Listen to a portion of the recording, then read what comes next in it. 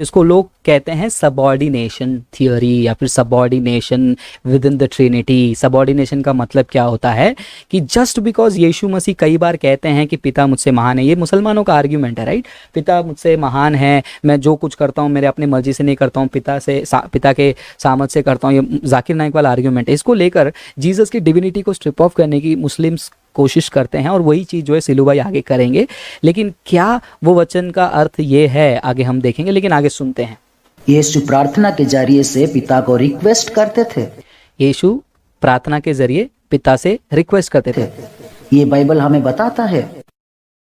यूहन्ना 5 अध्याय का 19वीं आयत में यीशु ने उनसे कहा, मैं तुमसे सच सच कहता हूँ, पुत्र आपसे कुछ नहीं कर सकता।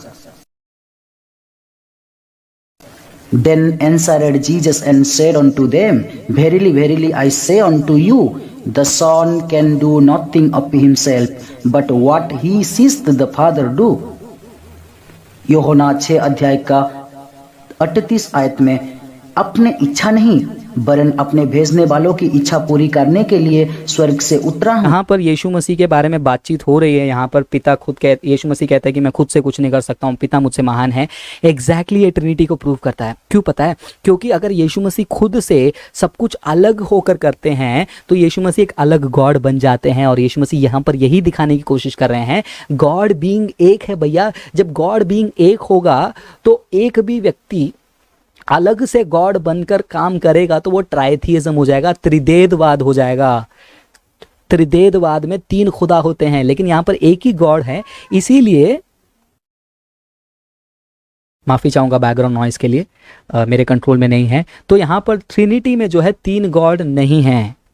इसीलिए यीशु मसीह वहां पर जो ट्रिनिटी समझते हैं इस वचन को ऐसे ही समझते हैं कि अगर यीशु मसीह अपने आप को एक अलग गॉड दर्शा रहे हैं तो there will be 2 different gods, but Jesus is saying he is part of the same god head. और क्यों खुद से कुछ नहीं कर सकते हैं? बिकॉज यीशु मसीह ने जो है जो रोल अपनाया है दुनिया में परमेश्वर के पिता के अधीन आने वाला, जो फिलिपियो में और कोलोसियो में पढ़ते हैं, वो अपने आप को क्या कर रहे हैं, जो भी क्या कहते हैं ना डिवाइन प्रेरोगेटिव्स को वो क्या कर रहे हैं, मनुष्य के रूप में आकर उन चीज़ों को जो है इस्तेमाल कर रहे हैं करके हम बाइबल में देखते हैं, फिलिपियो के किताब में, कोलोसियो की किताब में। लेकिन जो एंटी ट्रिनिटी कहता हूँ, तो यीशु मसीह ने जब कहा, चलो रिस्पॉन्ड कर देता हूँ कि पिता मुझसे महान है, पिता मुझसे बड़ा है, मैं खुद से कुछ नहीं कर सकता हूँ, तो यीशु मसीह यहाँ पर ये नहीं दर्शा रहे कि मैं कम गॉड हूँ या फिर मैं गॉड नहीं हूँ।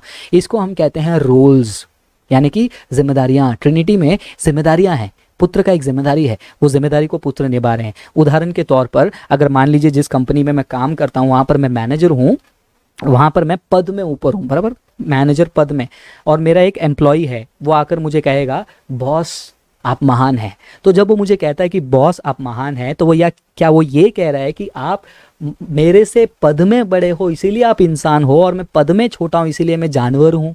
नहीं ना।